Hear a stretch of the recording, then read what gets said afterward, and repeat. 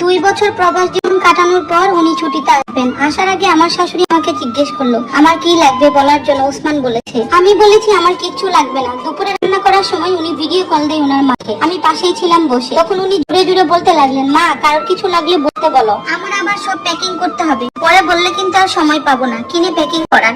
আমি মজা করেই বললাম, আপনি সুস্থ মতো আমার কাছে ফিরে আসলেই হবে, আর কিছুই লাগবে না। উনি আর আমার শাশুড়ি থম খেয়ে গেলেন এমন কথা শুনে। আমি এটা বলে রুমে দৌড়ে চলে আসি। 2 দিন পর উনি আসবেন। আমি ওনার রুম খুব সুন্দর করে পরিষ্কার করে বিছানা চাদর চেঞ্জ করে দিই। ওনার ছোট ভাই এয়ারপোর্টে গেলেন ওনাকে আনতে। আমি খুব সুন্দর করে সেজে গুজে বসে আছি ওনার আসার অপেক্ষায়। আমার স্বামী তো, আমি তো সেজে গুজে বসে অপেক্ষা করবই। উনি ঘরে ঢুকলেন। ওনাকে দেখে আমার বুকের ভিতরটা কেন জানি কেঁপে উঠলো। 2 বছর আগের উনি আর আজকের ওনার মধ্যে অনেক তফাৎ। অনেক বদলে গেছেন, মোটা হয়ে গেছেন, আরো বেশি সুন্দর হয়ে গেছেন। উনি এসেই ওনার মাকে জড়িয়ে ধরেন। আমি ওনার সামনে গিয়ে ওনাকে একটা সালাম দেই। উনি সালাম নিয়ে সোজা রুমের ভিতরে চলে গেলেন। মা টেবিলে খাবার দেন। তখন বিকেল হয়ে গেছে। উনি ফ্রেশ হয়ে এসেই অল্প কয়েকটা ভাত খান। তারপর উনি ওনার রুমে গিয়ে দরজা বন্ধ করে ঘুমিয়ে যান। আমার দিকে একটু ফিরেও তাকালো না। আমার চোখের পানি তখন উপচে পড়ে, কেন জানি না। আমিও রুমে এসে রাগ করে সব সাজগুজ নষ্ট করে ফেলি, জামাটাও খুলে ফেলি। তারপর সবচেয়ে পুরাতন জামাটা পরি। তখন ভেবে নেই ওনার দিকে আর ফিরেও তাকাবো না। আমার কলিজার ভিতরটা কেন জানি ফেটে যাচ্ছে।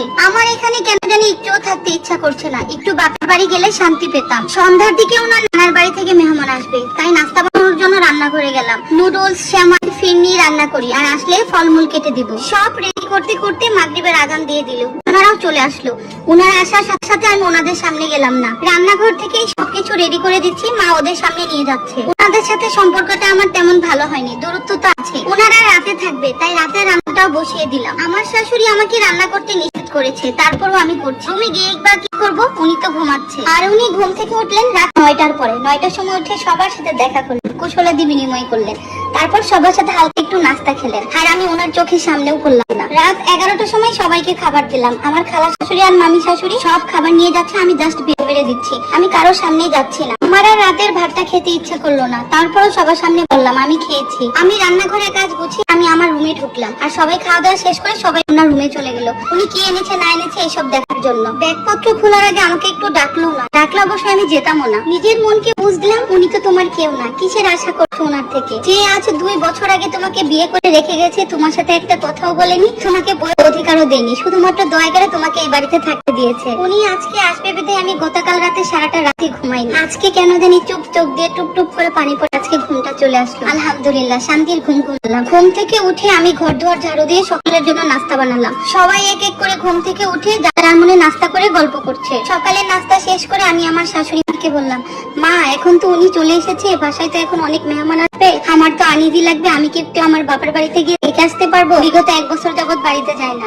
মা বললো ওসমান অনুমতি দিলে তুমি যেও। উনি ঘুম থেকে উঠলেন একদম দুপুরবেলা 2টার সময়। তারপর উনি আর নাস্তা খেলেন। নাস্তা না খেয়ে একদম সরাসরি ভাত খেয়ে ফেললেন সবার সাথে। সবার দুপুরের খাওয়া শেষ হওয়ার পর তারপর আমি আস্তে আস্তে মার রুমে গেলাম। মার রুমে গিয়ে দেখি উনি আর মা গল্প করছে। তখন দুজনের চোখাচোখি হলো। তখন আমি লজ্জায় চলে আসলাম। তখন মা বললো কিছু বলবে বৌমা? মা সকালে বলেছিলাম যে। মা বললো ও আমি তো ভুলে গিয়েছি। উনি আমাকে দেখে ওনার মাকে বললেন, মা কাউকে কি জামা কাপড় কিনে টেনে দেও না নাকি? এরকম পুরাতন জামা পরে হাঁটে কেন?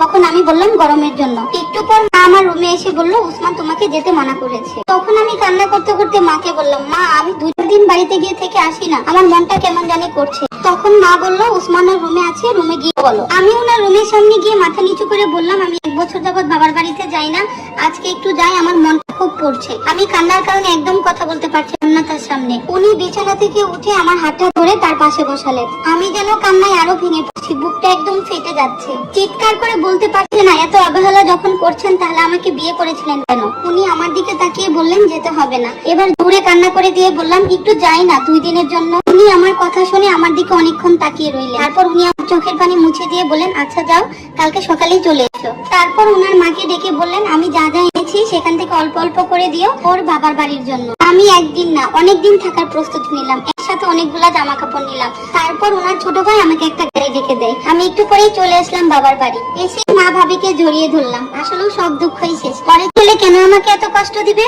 তারপর রাতে খাওয়া দাওয়া শেষ করে আমার স্বামীর কথা আমার বারবার মনে পড়ছে। উনি কি আমার কথা মনে পড়ছে, একে আমার ভুলে গেল? আমার কি আশাটা ঠিক হলো? এমন মনে হচ্ছিল। তারপর আবার এটাও মনে হচ্ছিল আমি তো ওনার কেউ না। যদি ওনার কিছু হতো আমি, তাহলে উনি আমাকে ঠিকই আগলে রাখতে পারতেন। আপনাদেরকে তো বলাই হয়নি, উনি যে উসমানের কথা বললাম, উনি কিন্তু আমার দ্বিতীয় স্বামী। ওনার ছোট ভাইয়ের সাথে আমার বিয়ে হয়েছিল। উনি তখনও বিদেশ ছিলেন। ওনার ছোট ভাই হঠাৎ করে মারা যায়। আমি বিধবা হব, বয়স কম ছিল, বয়স মাত্র 22 বছর আমার। তাই আমার শাশুড়ি দয়া করে আমাকে তার সাথে বিয়েটা দিয়ে দেয়। উনি এই বিয়েতে তেমন একটা রাজি ছিলেন না। এক প্রকার দয়া করে আমাকে বিয়ে করেছেন। এই জন্যই আমার প্রতি এত অবজ্ঞা, এত অবহেলা। কখন জানি এসব ভাবতে ভাবতে আমি ঘুমিয়ে যাই। তারপর হঠাৎ করে মনে হলো কেউ যেন আমাকে জড়িয়ে ধরেছে। ও মা, এ তো দেখি আমার স্বামী, আমার উসমান। উনি আমাকে জড়িয়ে ধরে বলছে, এমন বউ যদি পাশে না থাকে তাহলে কি রাতে ঘুম হয়? আমি একদম অশ্রুসিক্ত গলায় ওনাকে বললাম, আমি যাব না। আপনি কেন এসেছেন?